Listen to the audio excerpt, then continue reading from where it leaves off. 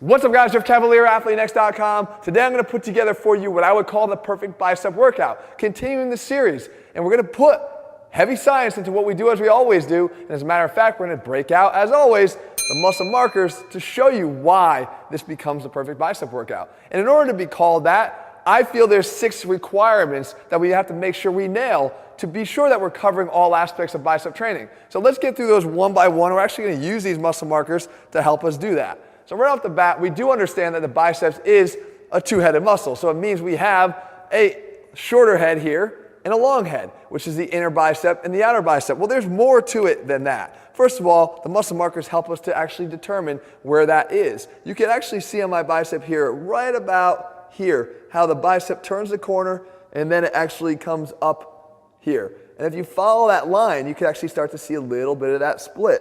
So if I were going to draw it out, I would follow this line here, okay? So what we have to do is we have to understand that there are ways to actually hit the short head of the biceps a little bit more preferentially, and that is because the attachment is different than the long head. The long head actually has an attachment in the shoulder, which enables us to do some different things to influence it over the short head. Not isolate, but influence. And again, I would trace that out by going down right along here and around and up.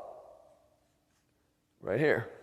And again, this has its attachment up in the shoulder. And in general, we've said that if we want to train the long head of the bicep, we could do 2 things. Number 1, we could actually take it into more of stretch by bringing our arm back behind our body in exercises like a drag curl like you see here.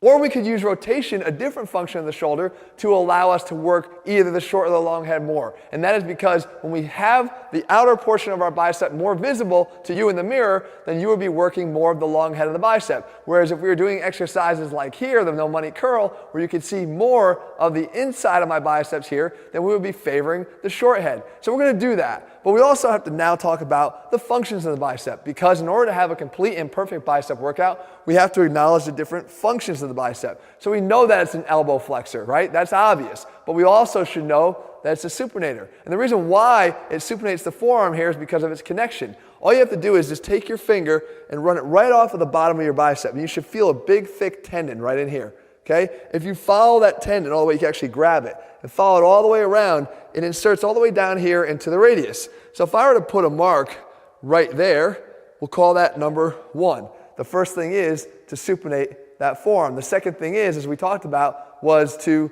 bend the elbow or flex the elbow. So we could put a number 2 right here.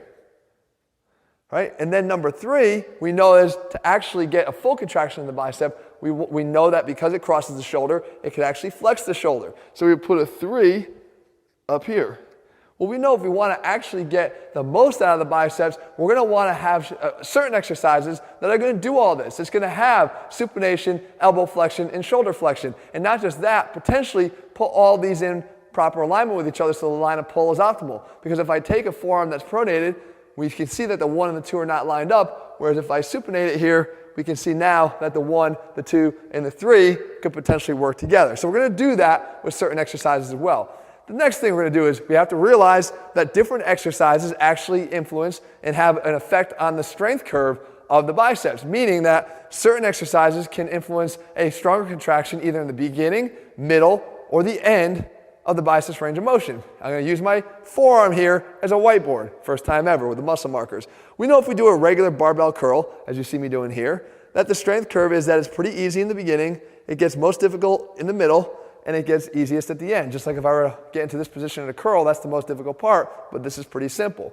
Well, we also know that we could take a band, a resistance band, and do curls. So it wouldn't be that difficult in the beginning, but it would start to get hard, and it would be most difficult at the end because we know that when the bands are maximally stretched, that's going to cause peak tension. Okay? But we also know that certain exercises, like you see me doing here, the incline curl would actually make the exercise most difficult in the early portion of the range of motion. So it peaks high, and then it drops off. Well, you can see what I've actually accomplished here is with the right selection of exercises that we're going to put into the perfect workout, we're going to have the representation of the most tension being directed to the biceps in the beginning, the middle, and the end across the entire workout, which is something we want to strive for.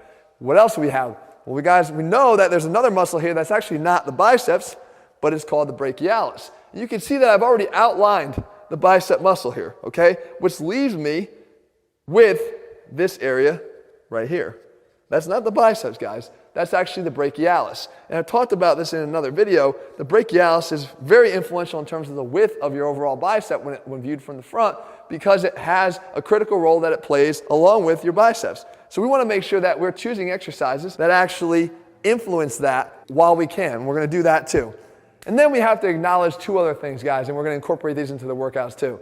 We know that there's some limitation on what exercises we can do with the biceps because we're talking about a hinge joint. While it does cross the shoulder, the long head, the hinge joint is going to ultimately make everything we do look like some variation of a curl, right? No matter what we do. So you really have to rely on intensity techniques more than any other muscle group to heighten the overall intensity and the effect of the workout. And we're going to do that, and I'm going to show you many of them that you can incorporate right away into those. And then finally, guys, you never forget the big exercises. Just like we didn't when we did the chest workout, we still did the bench press, we still did the dips. We have to accept that they have limitations. And if you can take those limitations and plug them in with other exercises in the workout, now you have the perfect workout. So with that said, guys, it's time we actually put this all together and look at what the perfect bicep looks like, rep by rep, exercise by exercise. You ready?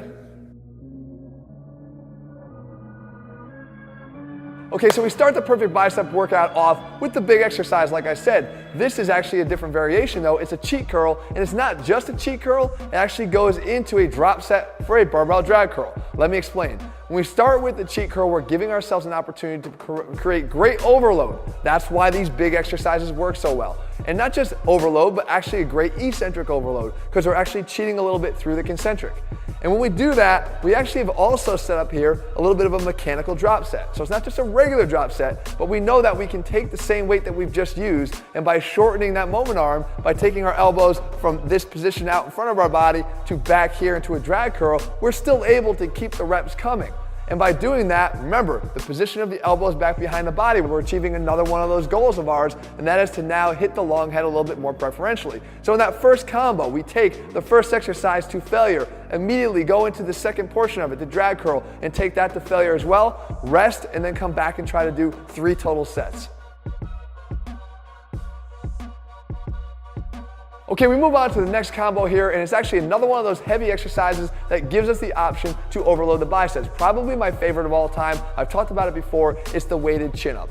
Now again, it's not just doing that, it's doing something else that's very important. We already talked about it's hitting all 3 functions of the bicep, right? We know that in order to grab the bar and pull, we're gonna be flexing the elbow. We also know that in order to get into this chin-up position, we have to have a supinated forearm. So we're getting there and having that action of the bicep as well. And we also get the action at the shoulder, right? The one that actually helps us to get to peak contraction of the biceps because we have our arm out in front of our body to grab the bar. So we're hitting all 3 functions. That's good. What we can do is we load it up here. I got 90 pounds of doing heavy, maybe 4, 5, or 6 reps, but I take it to failure and I immediately strip the weight off and I go into a drop set. So now we jump back up, we talk about intensity techniques. We could do that here as well. This is the peak contraction chin up. What we're doing here is using this as a burnout to the previous set where we're only going to focus on repping out in that final contracted state of the biceps. Because we know that we already have all 3 components in place. So let's linger there and do as many as we can to failure. Again, an intensity technique that takes the normal training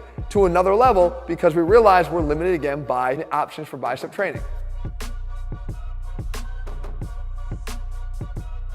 So while we're talking about limitations, remember when I told you that the benefits of those big exercises like the barbell curl and the weighted chin-up can't be ignored and we have to include them? Well, we also have to be willing to accept that there are some limitations. And to me, that is the fact that in both exercises, there's no active supination being resisted. Meaning, that in both exercises, I'm isometrically grabbing in a supinated position, but I'm not going through the act of supination against resistance, which means that we have to address that. And we can do that with the exercise I'm going to show you here called the banded dumbbell curl. But what's even better is, I don't have to stop there. We can take advantage of this right here. Those strength curves, remember that I drew on my forearm like a whiteboard? We can do that again. We can take the dumbbell curl that peaks and then dies off, and we can add a band to it that picks up right where it dies off and it continues. So we can actually have the benefit of having an exercise that's more difficult and placing more tension on the biceps throughout the range of motion. So here's what we do. We grab a band, we grab the dumbbells, and we actually curl them together. I've demonstrated this here for you before. It's an amazing exercise that if you haven't tried it, you're gonna wanna do. And if you do this perfect workout, you're gonna be doing it. You're gonna be doing it actually 3 3 sets to failure.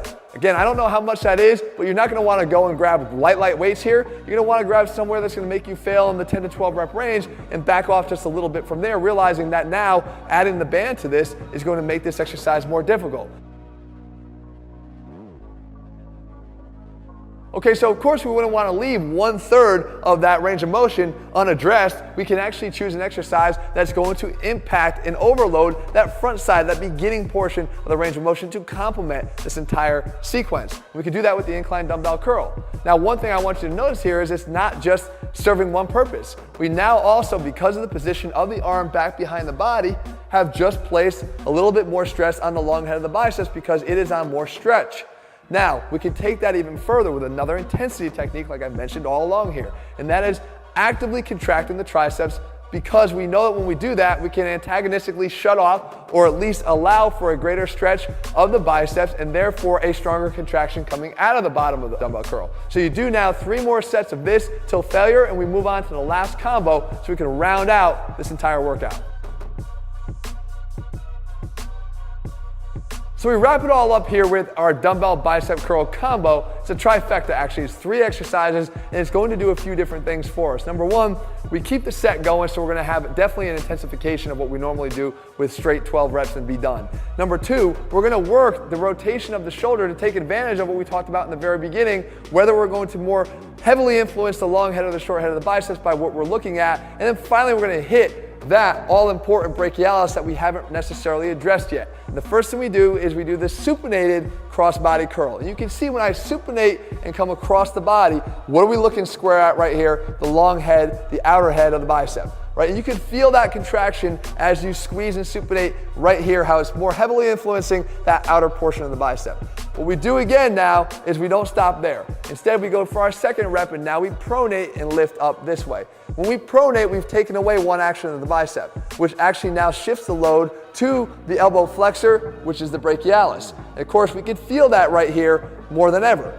Now we do that and we don't stop there again. Why? We want to intensify this and make this even more difficult, and we actually want to now take the opposite rotation of the shoulder. Instead of coming and rotating in, now we rotate out, external rotation of the shoulder, but does something else. What is it doing? It's squarely revealing the inner head of the bicep, which is the short head. And you can feel that contraction more on the inside here. Again, not isolating, but influencing. You can feel that here. So now you take it up and you alternate these positions from one to the other and to the other, so 24 total reps. You do this 2 times, guys, and I promise it's the perfect way to finish out the workout, and more importantly, we've addressed every one of the concerns that we had in the beginning to make sure we could call this the perfect bicep workout. So there you have it, guys. There's a workout that I want you to try. You should feel your biceps like never before, because we've addressed every single component of bicep training all in one selection of exercises. And that's the thing. You don't have to sit here and bang out your workouts for hours and hours at a time. If you choose the right exercises and apply the right techniques, you can get a hell of a lot from your workouts in a much shorter period of time. That's what we always stress here at ATHLEAN-X. And of course, we always put the science back